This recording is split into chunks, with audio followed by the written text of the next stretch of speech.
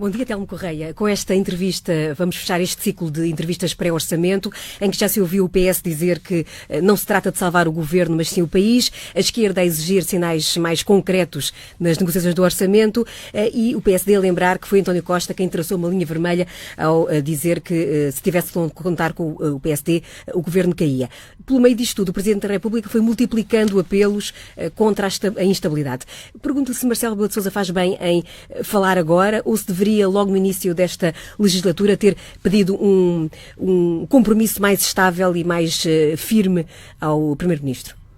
Eu acho que, em primeiro lugar, bom dia e bom dia aos nossos ouvintes também. Muito obrigado pelo convite.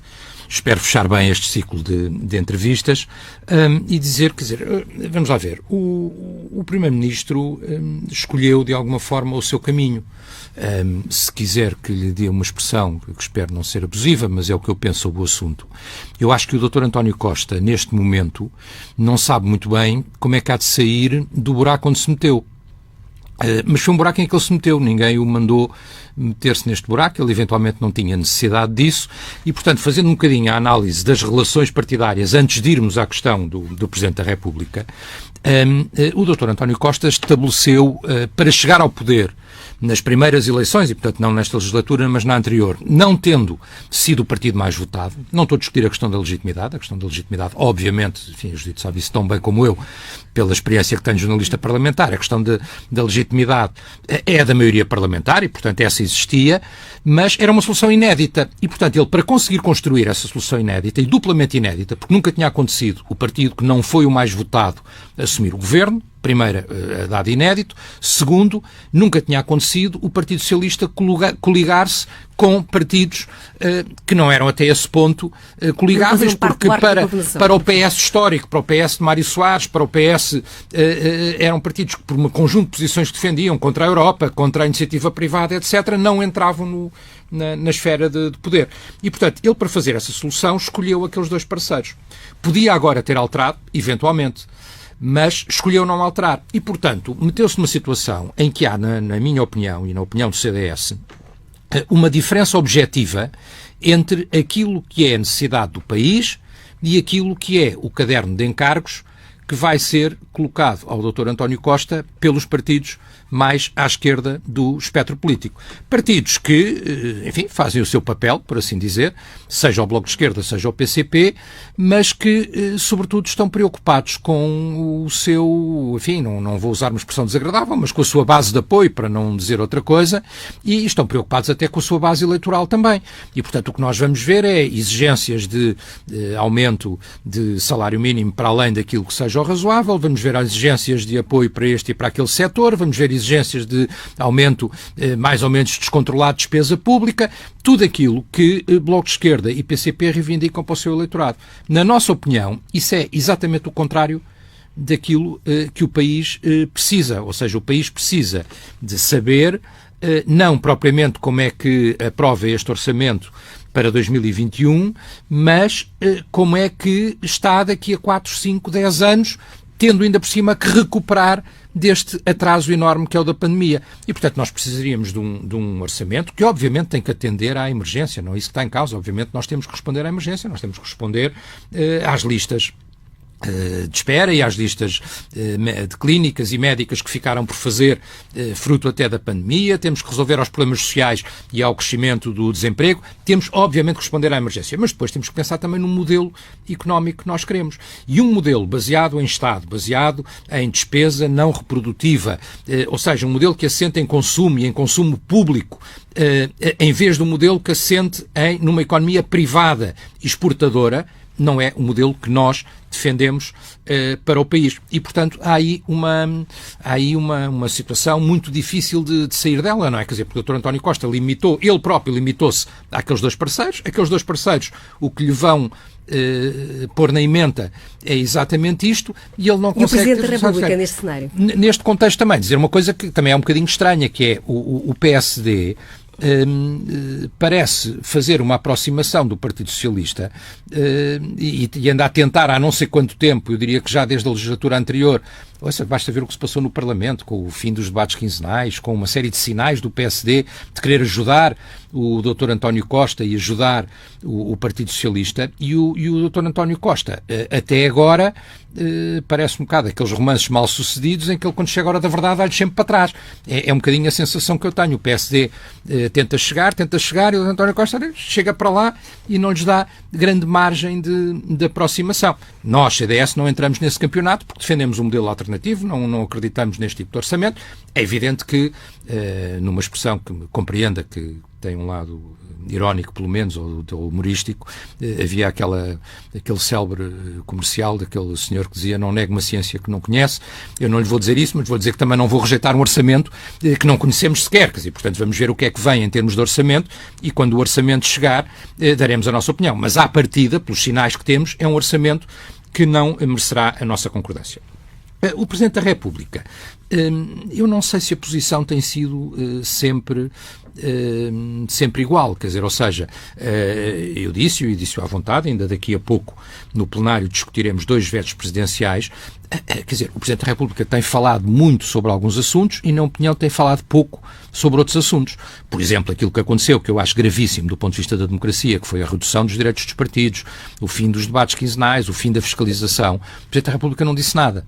É verdade que não podia vetar, mas também é verdade que podia ter dito alguma coisa. Agora vem por cima dos partidos, não sendo essa, na minha opinião, a posição, a atitude mais normal num Presidente da República, mesmo entendendo, como eu entendo, enfim, o professor Marcelo Rebelo de Sousa, além do mais, é um jurista competentíssimo e, portanto, também terá essa noção, muito melhor até do que eu, daquilo que é o papel do poder moderador, mesmo admitindo que o Presidente tem, pela história constitucional portuguesa, uma função moderadora, mas vem procurar apelar a um entendimento entre os partidos à esquerda. Eu acho que esse papel é um papel essencialmente dos partidos. Não sei se essa posição ajuda ou se não é até contraproducente em relação ao seu objetivo. E achei um bocadinho curiosa, devo-lhe confessar, quer dizer, eu que fiz parte da maioria de apoio do Presidente da República, aquela referência ao tempo em que era... De António Guterres, em que ele próprio viabilizou. Sim, vejam o meu exemplo e tal, quer dizer, enfim, eu não sei se foi propriamente, ao longo do percurso político do professor Marcelo Rebelo de Sousa, o exemplo mais bem sucedido, a sua passagem pela liderança do PSD, porque, de facto, viabilizou alguns orçamentos do engenheiro António Guterres, mas não me lembro sequer que tenha ido a votos nessa qualidade, quer dizer, portanto não sei se é o momento mais alto ou o momento mais exaltante do seu percurso político, porque não foi de facto uma liderança enquanto líder do PSD bem sucedida e, portanto, sugerir a outro aquilo que já na altura não foi propriamente muito bem sucedido, e todos sabemos porquê, não vale a pena recordar o episódio, enfim, são águas passadas e muito passadas, mas quer dizer, eu por acaso tenho memória, até porque estava lá, estava no CDS, acompanhei todo esse processo, acompanhei-o por dentro, e portanto não sei se é o melhor exemplo. Depois há aqui uma coisa que eu de facto também não concordo muito, e tenho que o dizer, e digo com frontalidade, isto independentemente obviamente, do que está em cima da mesa, e o CDS já o disse, de aguardarmos serenamente a própria declaração de candidatura ou não tem a ver com isso, mas há uma tese que eu não partilho e que sinceramente não gosto muito. E que eu acho que está um bocadinho implícita na declaração do Presidente da República, que é quando ele diz, então, mas agora, numa situação destas, e a situação de facto é grave, com a pandemia, com os números a crescerem, com o desemprego... Não é tempo para querelas, disse o Presidente. Não pode haver querelas, o Presidente tem que estar ao lado do Primeiro-Ministro, e o Primeiro-Ministro ao lado do Presidente, e tem que estar todos de acordo. Eu não podia estar mais em desacordo com esta afirmação. É evidente que, quer dizer, todos nós temos que ter o sentido da responsabilidade e não podemos entrar em querelas inúteis. Quer dizer, mas essa tese a que eu chamo do unanimismo pandémico, ou seja, lá há uma pandemia, temos todos que dizer o mesmo e temos todos que repetir, eu não sei se é bom para o país. Tenho as maiores dúvidas que seja bom para o país. E até, se calhar, podemos fazer aqui uma pergunta teórica.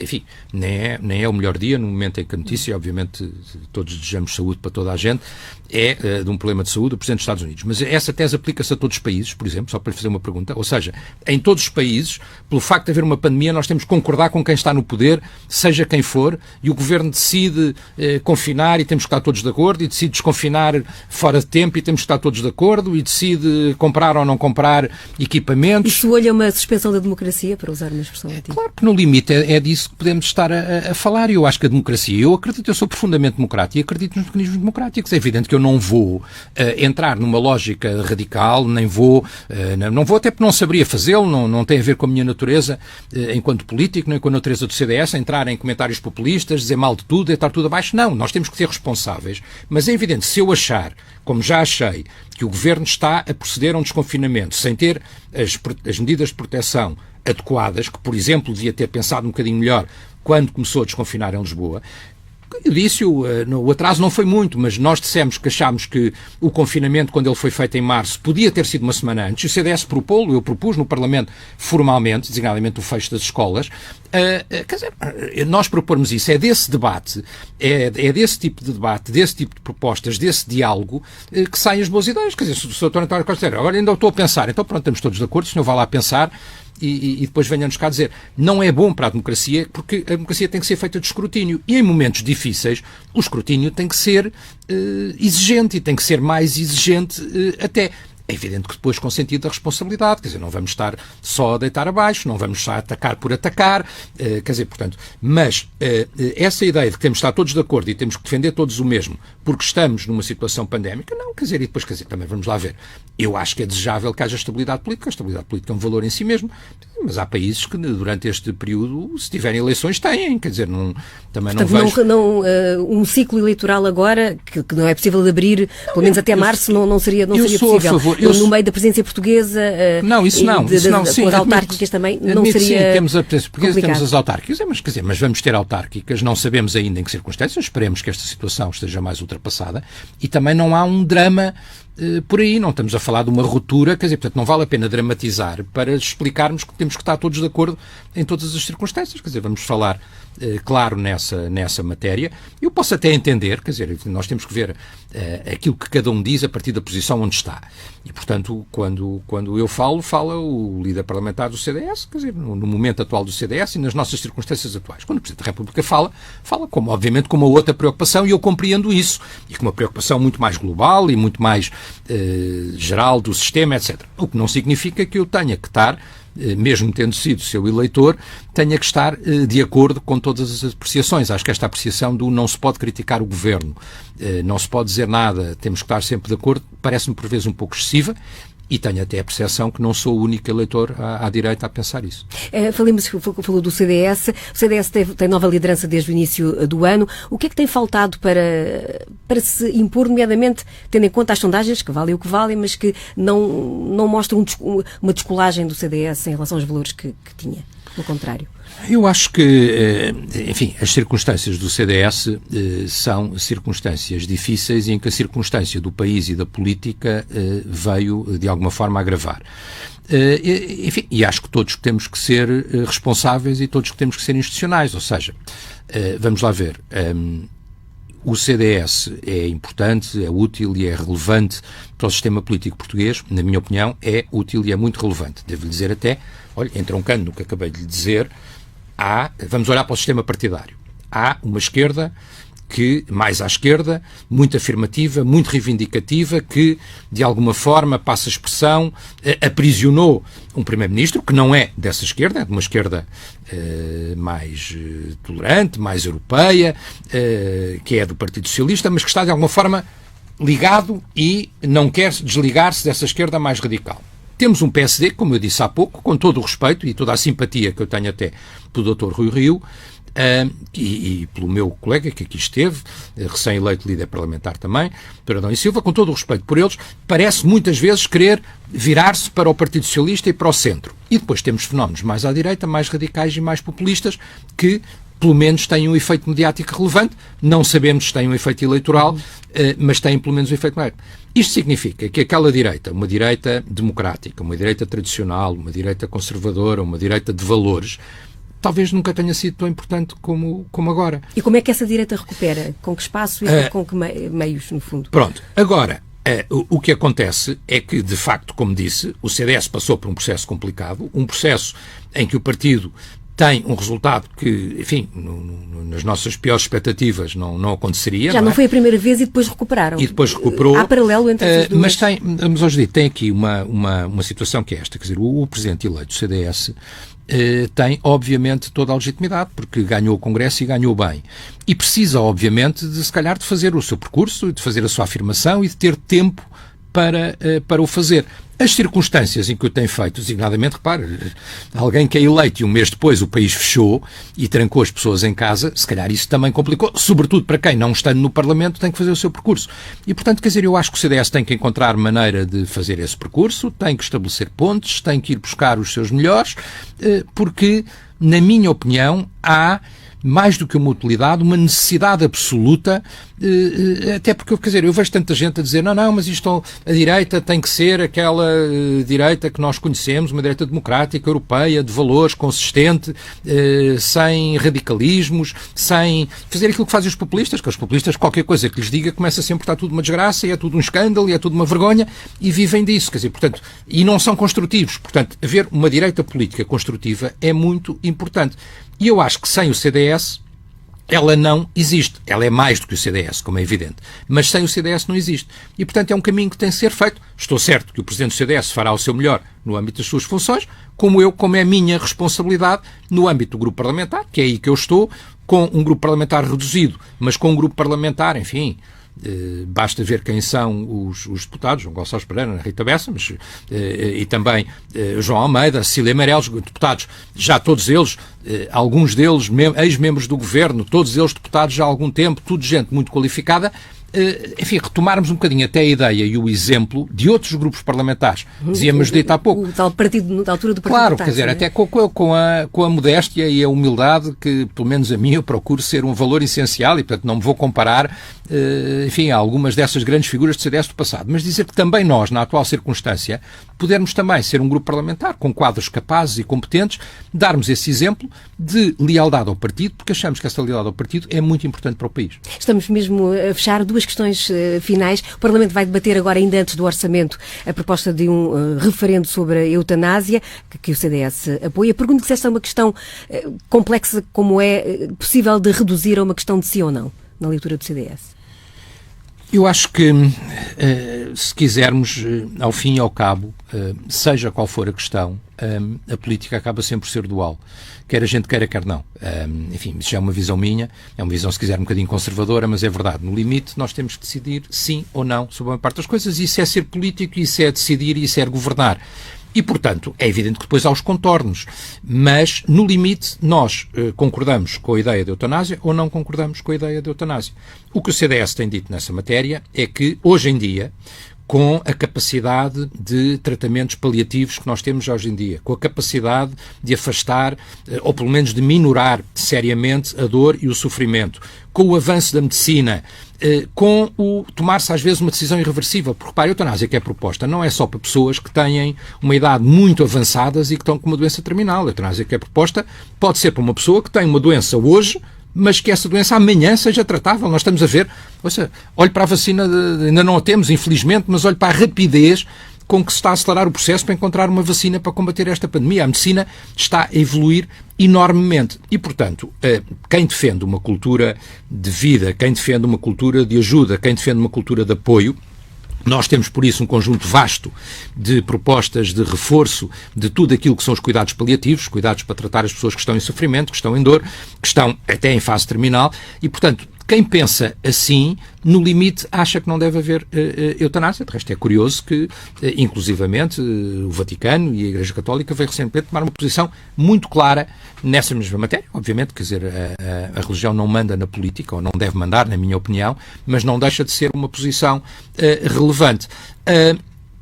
Há uma outra questão, que é, deve ou não referendar-se este tipo de matérias, deve ou não a vida, por assim dizer, ser referendada. Eu compreendo aqueles que dizem que a vida não deve ser referendada, mas perante uma lei que não estava nos programas políticos de nenhum partido, acho que só o PAN tinha uma referência, uma coisa qualquer assim, que não foi votada pelos portugueses, que está a ser um bocadinho imposta, passa a expressão à pressão e em cima da hora. E, sobretudo, Judito, eu acho que há uma coisa que devia até levar um bocadinho a refletir. O que nós vimos na nossa sociedade com esta pandemia, e todos nós temos histórias exemplos e conhecimento familiar até disso, foi a situação em que estão os nossos idosos e o abandono em que estão os nossos idosos. A primeira coisa que o Parlamento vai, como grande lei estrutural do país, discutir depois do que estamos a assistir dia a dia nos lares é a eutanásia. Eu acho que, sinceramente, não faz muito sentido. E até por isso, o referendo aqui pode ser um mecanismo de reserva, por assim dizer. Ou seja, já que o Parlamento tem estas leis, já que o Parlamento está a formar uma opinião, vamos então perguntar ao todo da comunidade: concordam ou não concordam? Não vejo qual é o problema nisso. Acho que será benéfico se o fizermos. E, por isso, a questão do referendo, o CDS será favorável e nós do Parlamento seremos a favor desse referendo. Fez com uma questão mais pessoal. Sentiu-se, de algum modo, visado nas críticas do próprio líder do partido na questão polémica sobre o apoio a Luís Filipe Vieira e a candidatura? Telmo Correia é, como toda a gente sabe, até comentador da área desportiva. Deve haver esta mistura? Sentiu-se visado? Era a pergunta que lhe fazia.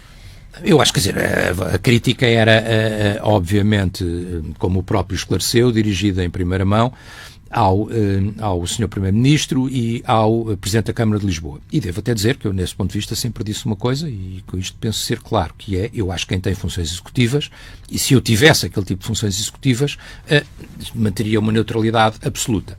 Não é o meu caso, além de que, no meu caso, acho que até é um exercício de transparência, porque eu não serei nem mais envolvido, nem mais adepto, nem mais empenhado, nem mais comentador, nem menos comentador, se der o meu nome ou não der o meu nome para apoiar quem quer que seja. Quer dizer, eu acho que houve uma intenção da parte do Presidente do CDS de encerrar esse episódio. Espero que assim seja. Acho que o episódio existiu, que o episódio, na minha opinião, está encerrado, e só lhe digo uma coisa, Judita: há uma única coisa que não vai acontecer nessa matéria e nesse ponto de vista, que é: aconteça o que acontecer, eu não vou deixar de ser quem sou. E as coisas que são importantes para mim e que são importantes na minha vida vão continuar a ser importantes para mim e vão continuar importantes na minha vida. E eu defendo isso, quer dizer, ouçam, fui uma vez candidato aqui em Lisboa, já há muitos anos esta parte. O seu colega, que me fez uma grande entrevista para o semanário de maior referência do país, disse-me: escolha o seu lugar preferido na cidade. E tirou-me uma fotografia no meu lugar cativo no Estádio da Luz. Quer dizer, isso sou eu, é a minha família, é a minha forma de vida. Isso não vai mudar nunca. Depois, às vezes, em certas circunstâncias, somos colocados perante episódios mais ou menos desagradáveis, mas eu penso que estão completamente sanados e ultrapassados, espero eu. Telmo Correia, muito obrigada por ter vindo à entrevista da TSF.